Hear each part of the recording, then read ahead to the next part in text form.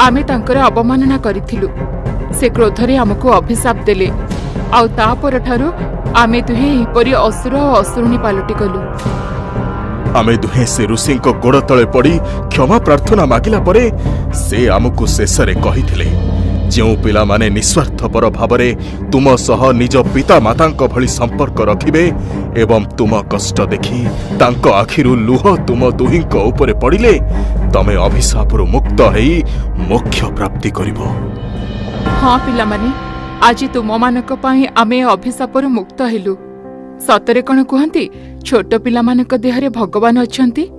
तमे माने होछ आम मानक पई भगवान। नहीं नहीं की कथा कहउचंती आपण आपण पर हमटार बयसरे यथेष्ट बड़। आपण हमो खाली आशीर्वाद करंतु हमर आ किछि दरकार नहीं। सतरे पिला माने तमे समस्ते केते भलो। ए अभिशप्त जीवनरु आमको मुक्त करिथिबारु तुम मानको बहुत बहुत धन्यवाद। एबे आमे विदाय नेउछु।